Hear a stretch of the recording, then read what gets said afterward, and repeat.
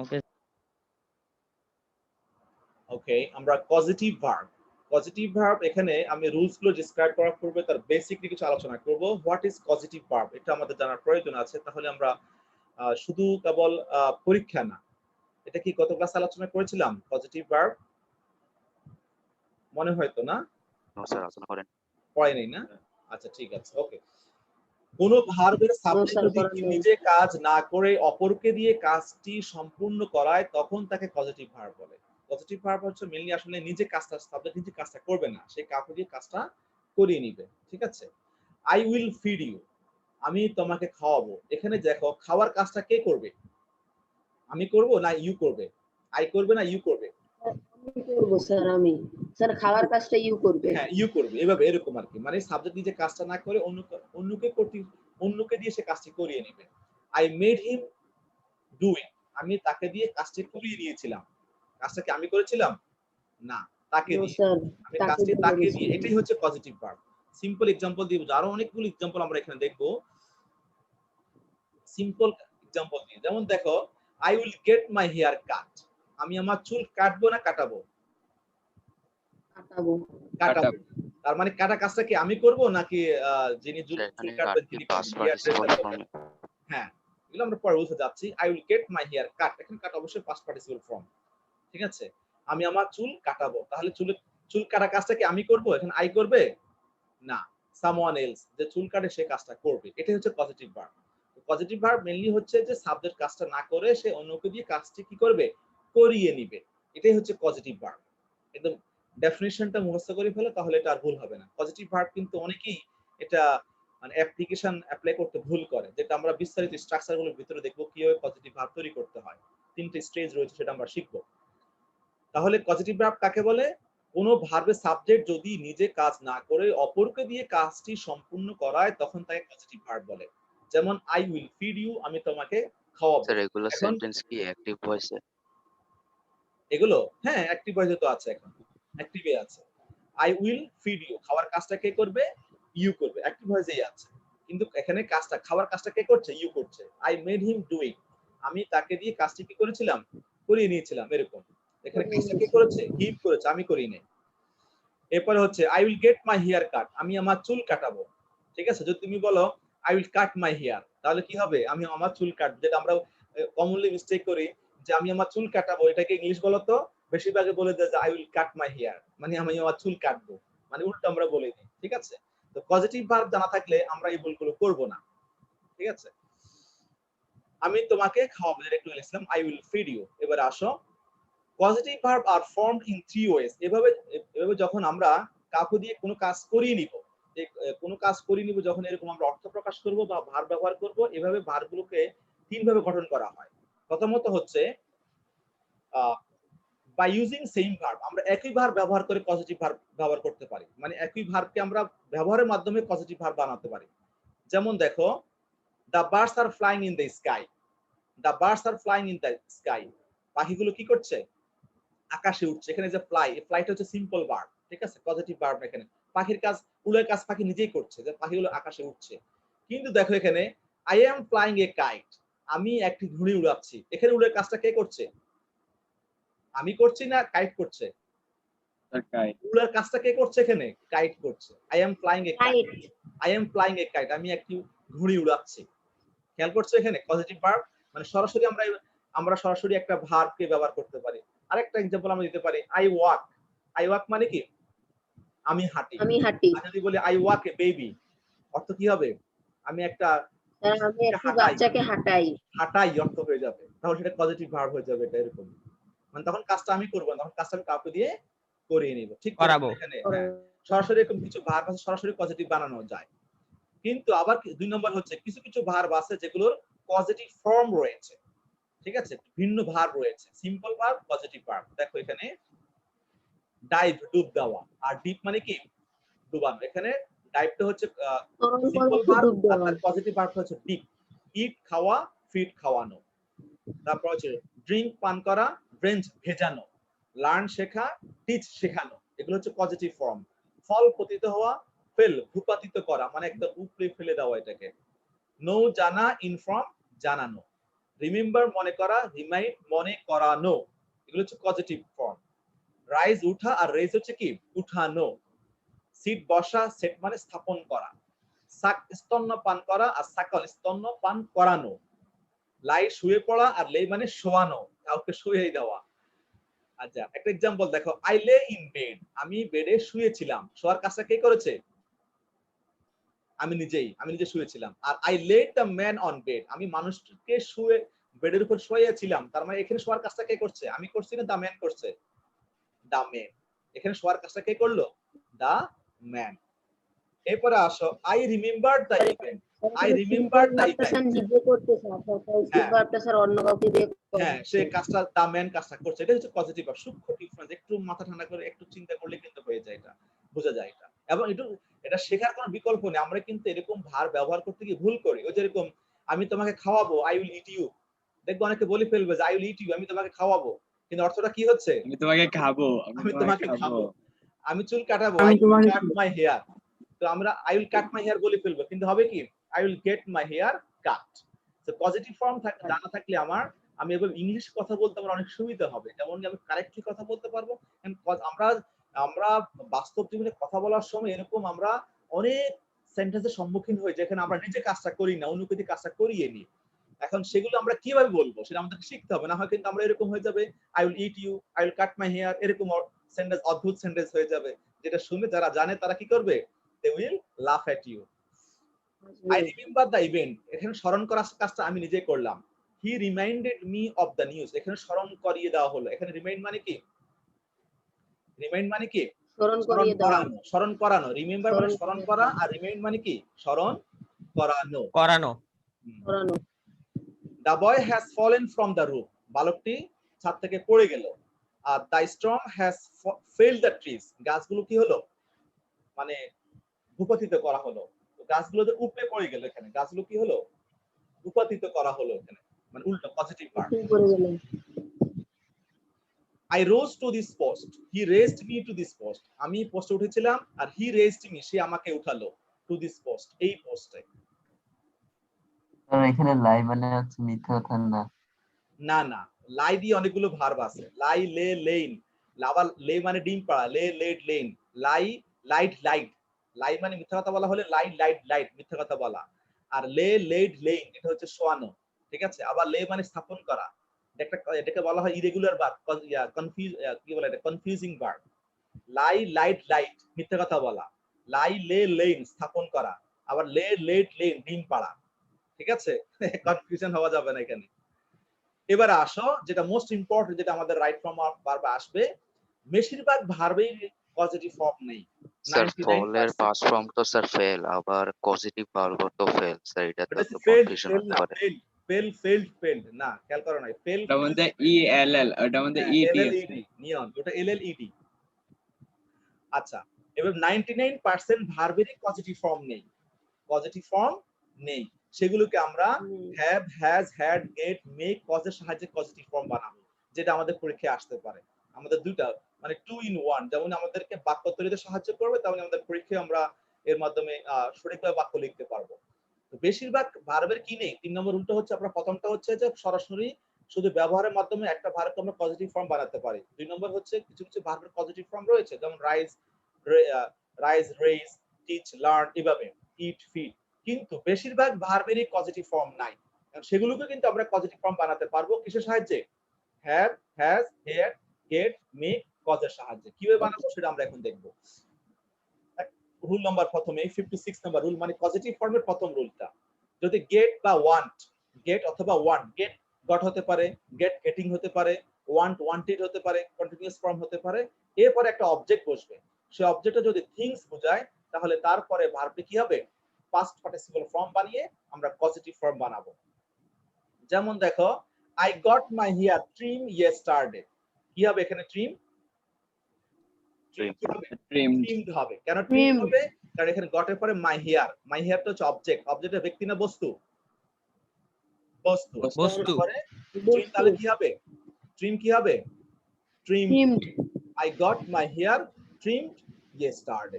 অর্থটা কি? অর্থটা কি হবে? গতকাল আমি আমার চুল কেটেছিলাম না কাটাইয়াছিলাম?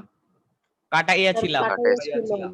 খেয়াল করছো যে পজিটিভ ভার্ব, কারণ গেট এখানে দেখো ট্রিম চুল কাটা, এই যে চুল কাটা, ট্রিম মানে তো কাটা, ট্রিম মানে কোনো কিছু কর্তন করা, এটা পজিটিভ ফর্ম না, এটাকে পজিটিভ ফর্ম বানাতে হলে আমাদেরকে গেটের সাহায্য নিতে হবে। ঠিক আছে, কিসের সাহায্য নিতে হবে? গেটের সাহায্য নিতে হবে। যেটা অতীতকালের জন্য গট হয়েছে, ভবিষ্যৎকাল হলে আই উইল গেট হবে, প্রেজেন্ট পারফেক্ট হলে আই হ্যাভ গট হবে, প্রেজেন্ট কন্টিনিউয়াস হলে আই এম গেটিং হবে, যে কোনো টেন্সে হতে পারে সেটা।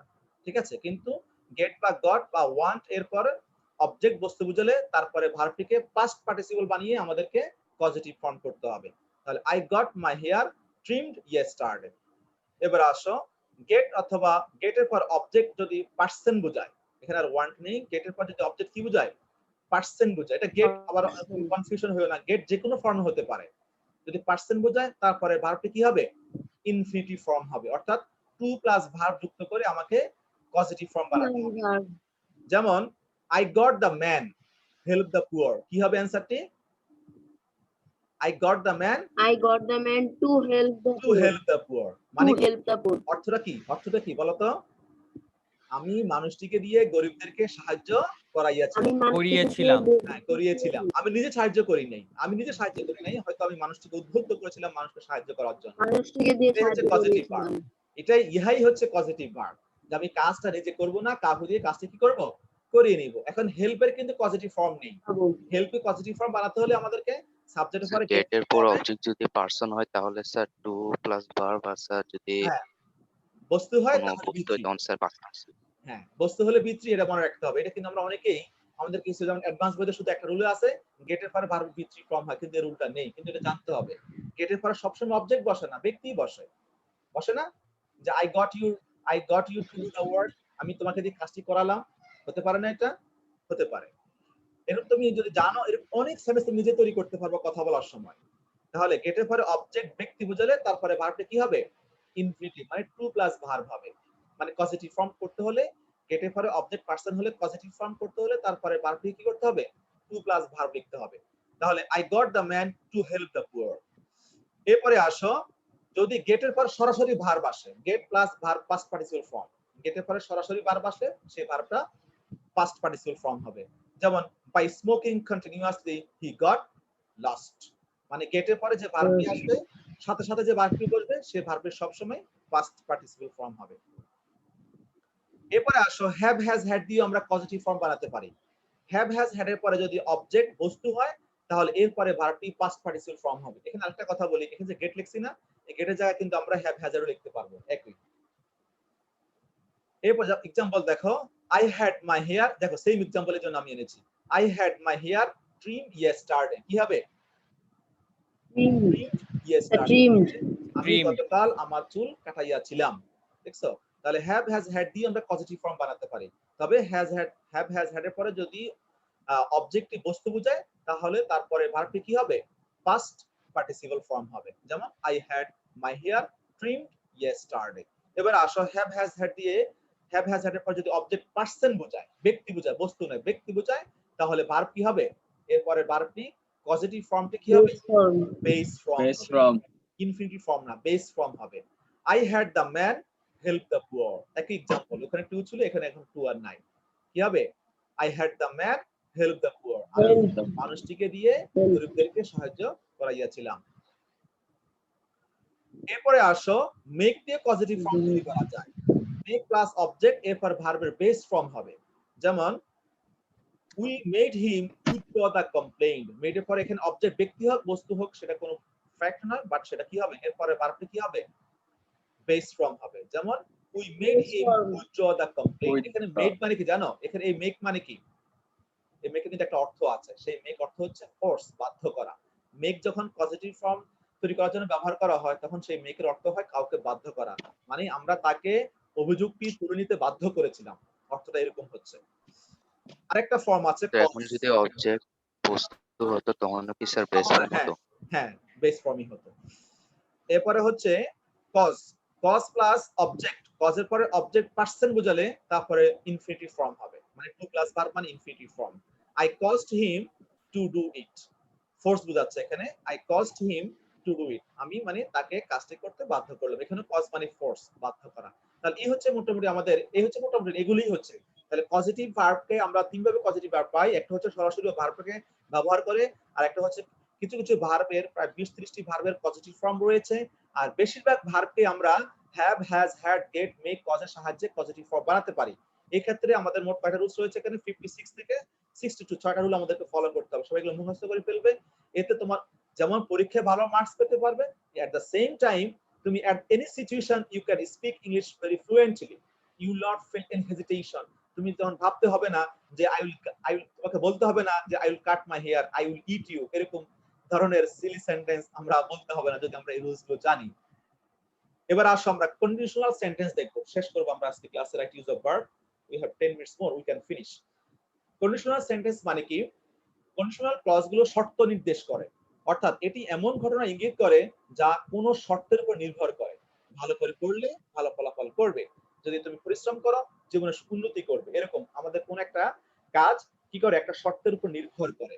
Conditional sentences are divided into 3 classes: present conditional, past conditional, past conditional, perfect conditional. Present conditional দ্বারা কি বোঝানো হয়? যা ঘটার সম্ভাবনা আছে তা বোঝায়। সম্ভাবনা আছে।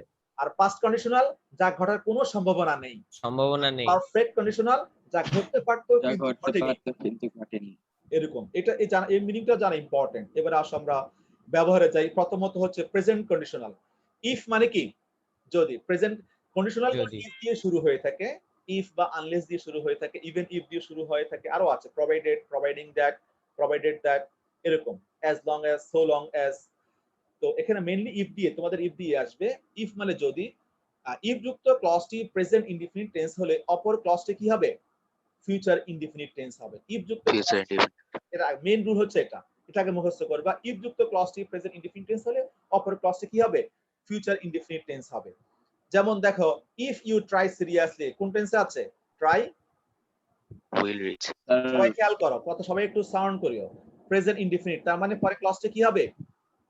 Future Future indefinite. indefinite. এখানে if you Future try indefinite. Seriously এটা হচ্ছে সাবঅর্ডিনেট ক্লজ, কারণ ইফ হচ্ছে একটা কনজাংশন বা অ্যাডভার্ব বলা হয়। ইফ ইউ ট্রাই সিরিয়াসলি এটা হচ্ছে অ্যাডভার্বিয়াল ক্লজ কিন্তু conjunction. If you try seriously subordinate clause, আর ইউ রিচ ইউর গোল এটি হচ্ছে প্রিন্সিপাল ক্লজ। তাহলে অ্যানসারটা কি হবে? You will reach your goal. You will reach your goal. You if you will try reach. Seriously you will reach your goal. ঠিক আছে? তবে এখানে ফিউচার ইনডিফিনিট ব্যবহার না করে আমরা আরো অন্যান্য মডেলস ব্যবহার করতে পারি। মানে মেইন ক্লজ সাবজেক্টের পর, মেইন ক্লজের সাবজেক্টের পর, মানে মেইন ক্লজটা হচ্ছে এখানে ইউ রিচ ইউর গোল। এখানে সাবজেক্টের পর আমরা অর্থ অনুযায়ী মে ব্যবহার করতে পারি, ক্যান ব্যবহার করতে পারি, মাস্ট ব্যবহার করতে পারি, এবং উচিত অর্থে শুড ব্যবহার করতে পারি। ঠিক আছে? মানে শেল বা উইলের পরিবর্তে। তো এখানে কোনটা কি অর্থ দিবে সেটা আমরা একটু দেখে নিই। এক্ষেত্রে শেল বা উইল এক্সপ্রেসেস প্রবাবিলিটি, মানে শেল বা উইল যখন ব্যবহার করা হয় তখন কাজটা হবে এরকম সম্ভাবনাটা খুব বেশি থাকে। ঠিক আছে? খুবই সম্ভব যে কাজটা হওয়ার। আর মে মাইট এক্সপ্রেসেস পসিবিলিটি মানে সম্ভাবনা, আর বা পারমিশন। আর ক্যান কুড কি প্রকাশ করে? পারমিশন বা অ্যাবিলিটি। ঠিক আছে? সক্ষমতা। আর মাস্ট অথবা শুড কি এক্সপ্রেস করে থাকে? রিকোয়েস্ট, অ্যাডভাইস অথবা অর্ডার প্রকাশ করে থাকে। তোমরা আগে মেন রুলটা শিখবে যে ইফ যুক্ত ক্লজটি প্রেজেন্ট ইনডিফিনিট হলে পরে ক্লজটি কি হতে পারে? ফিউচার ইনডিফিনিট হবে। কিন্তু এছাড়াও আমরা অর্থ অনুযায়ী মে, ক্যান, মাস্ট ব্যবহার করতে পারি অথবা উচিত অর্থে শুড ব্যবহার করতে পারি। এবার আসো ভেরিয়েশন গুলো। Example, if he comes in time, he may see you, বা হি ক্যান সি ইউ, বা হি মাস্ট সি ইউ তুমি ব্যবহার করতে পারো। এবার আসো ইফ যুক্ত ক্লজটি প্রেজেন্ট কন্টিনিউয়াস অথবা প্রেজেন্ট পারফেক্ট হতে পারে। ঠিক আছে? যেমন if you are waiting for me, যদি তুমি আমার জন্য অপেক্ষা করতে থাকো, you will get an hour later, তোমার 1 ঘন্টা দেরি হয়ে যাবে। হতে পারে না? ইফ যুক্ত ক্লজটা শুধু প্রেজেন্ট ইনডিফিনিট হবে এমন নয়, প্রেজেন্ট কন্টিনিউয়াস হতে পারে কনটেক্সট অনুযায়ী। এরপর আরো হতে পারে প্রেজেন্ট পারফেক্ট হতে পারে। If you have finished dinner, I will ask you the waiter for the bill, যদি তুমি ডিনার শেষ করে থাকো তাহলে আমি ওয়েটারকে বিলের জন্য ডাকবো। এখানে যদি ইফ ইউ ফিনিশ না হয়ে এটা কি হবে? ইফ ইউ হ্যাভ ফিনিশড মানে তোমার যদি কাজটা শেষ হয়ে থাকে, তাহলে মানে খাওয়া শেষ হয়ে থাকে, তারপরে আমি তাহলে বিলটা আমি দিব। হ্যাঁ বিলটা দিব, এরকম বোঝাচ্ছে কনটেক্সট অনুযায়ী। আবার মেইন ক্লজ কি হতে পারে? ইম্পারেটিভ হতে পারে। যেমন দেখো, work hard if you want to succeed in life. এখানে দেখো মেইন ক্লজটা এখানে ইম্পারেটিভ আছে, ওয়ার্ক হার্ড পরিশ্রম করো যদি তুমি সফল হতে চাও। এবার আসো another important rule, if যুক্ত if clause present indefinite plus main clause present indefinite tense, মানে উভয় ক্লজ প্রেজেন্ট ইনডিফিনিট টেন্স হতে পারে। It is also called zero conditional, এটাকে গ্রামারের ভাষায় জিরো কন্ডিশনাল বলা হয়। মানে ইফ যুক্ত ক্লজ যেমন প্রথমে আমরা দেখেছি প্রেজেন্ট ইনডিফিনিট হলে পরেরটা ফিউচার ইনডিফিনিট হবে, কিন্তু দুটোই প্রেজেন্ট ইনডিফিনিট হতে পারে। এক্সাম্পল দেখো, if you hit ice it turn to water, কি হবে এটা? If you hit It ice turns. It turns হবে, এখানে ইট উইল টার্ন না হয়ে কি হবে? ইট টার্নস হবে, কারণ এটা সাধারণত এটা হয়েছে কখন? if plus two present tenses are used to mean habitual facts, চিরন্তন সত্য বা অভ্যাসগত সত্য বোঝাতে বা যা সচরাচর ঘটে তা বোঝাতে if clause এবং main clause present indefinite tense হয়। তবে according to থমসন মার্টিনেট এটা ফিউচারে ব্যবহার করা সম্ভব। in this case using simple future is also possible, মানে it turns to water, it will turn to water এটা বললে কিন্তু হবে according to থমসন মার্টিনেট। এবার আসো past conditional। if যুক্ত ক্লজটি পাস্ট ইনডিফিনিট টেন্স হলে অপর ক্লজটি কি হবে? অপর ক্লজটি সাবজেক্টের পর অর্থ should অনুযায়ী অথবা might would। Should, might, could, তারপরে ভার্বের বেস ফর্ম হবে। ঠিক আছে, যেমন if you tried seriously, tried কোন টেন্সে আছে? পাস্ট ইনডিফিনিট টেন্সে আছে, তার মানে এখন ইউর পরে কি বসবে? would উড reach your অথবা goal। শুড বা মাইট বা কুড বসতে পারে। You would reach your goal, এখন উইল লিখলে কিন্তু হবে না, ক্যান লিখলে কিন্তু হবে না। এবার আসো ই plus subject plus were plus others plus সাবজেক্টের পর অর্থ অনুযায়ী মাইট, উড, শুড অথবা কুড প্লাস ভার্বের বেস ফর্ম বসে, মানে এটা ফার্স্ট কন্ডিশনাল। ইফ এর পরে ওয়ার বসতে পারে, যেমন ইফ আই ওয়ার ইউ, আমি যদি তোমার মতো হতাম, আই প্ল্যান ট্রিজ, কি হবে? I would I would could plan I trees would plant অথবা I trees। Could plan trees. If এর পরিবর্তে হ্যাড অথবা ওয়ার বসিয়েও কিন্তু ফার্স্ট কন্ডিশনাল গঠন করা যায়, এক্ষেত্রে অর্থ কিন্তু একই থাকবে। ইফ না বসে যেমন ওয়ার আই ইউ, এখানে ইফ ব্যবহার করা হয়নি, কি ব্যবহার করা হয়েছে? Were I you, I would help the poor, যে ওয়ারটাকে আগে নিয়ে আসা হয়েছে, অর্থ কিন্তু একই, এখানে ওয়ার মানে ইফ। এরপর হচ্ছে হ্যাড আই মাচ মানি, এখানে হ্যাড মানে ইফ, যদি আমার অনেক টাকা থাকতো I could help the poor, আমি গরিবদেরকে সাহায্য করতে পারতাম। এবার আসো লাস্ট কন্ডিশনাল, মানে পারফেক্ট কন্ডিশনাল। ইফ যুক্ত ক্লজটি পাস্ট পারফেক্ট টেন্স হলে অপর ক্লজটির সাবজেক্ট এর পর would অর্থ have অনুযায়ী অথবা should have। have, would have, could have, might have plus ভার্বের পাস্ট পার্টিসিপল ফর্ম হবে, কারণ হ্যাভ আছে এখানে, হ্যাভ এর পরে ভার্বের সবসময় কি বসে? বি3 ফর্ম বসে। যেমন ইফ ইউ হ্যাড ট্রাইড কোন টেন্সে আছে? পাস্ট পারফেক্ট টেন্স, মানে এখন ইউর পরে কি বসবে? you would have reached your goal, you could have reached your goal, you might have reached your goal। ঠিক আছে, তুমি যেটা মিন করতে চাবা সেটাই বসাতে পারবা। if you had tried seriously you would have reached your goal, এখানেও একটা এক্সেপশনাল রুলস রয়েছে, যদি এখানে আমরা ইফটাকে না বসিয়ে হ্যাডটাকে আগে নিয়ে আসি তাহলে কিন্তু হয়ে যাবে। এই যে ইফটাকে বাদ দিয়ে আমরা যদি এই হ্যাডটাকে আগে নিয়ে আসি তাহলে সেটা পারফেক্ট কন্ডিশনাল হয়ে যাবে। হ্যাড প্লাস সাবজেক্ট প্লাস বি3 প্লাস আদার্স থাকলে অপর ক্লজটির সাবজেক্টের পর কি বসবে? might have, would have, could have plus ভার্বের পাস্ট পার্টিসিপল ফর্ম হবে। যেমন had you tried seriously you would have reached your goal, had you tried seriously, এখানে if ব্যবহার না করলে, if ব্যবহার না করে আমরা হ্যাডটাকে আগে নিয়ে আসলে সেটা কি হয়ে যাবে? পারফেক্ট কন্ডিশনাল হয়ে যাবে। এক্ষেত্রে মেইন ক্লজের সাবজেক্টের পর would have, could have, should have, might have তারপর ভার্বের পাস্ট পার্টিসিপল ফর্ম হবে। আমাদের এই হচ্ছে মোটামুটি রুলস গুলো। স্যার রুলস গুলো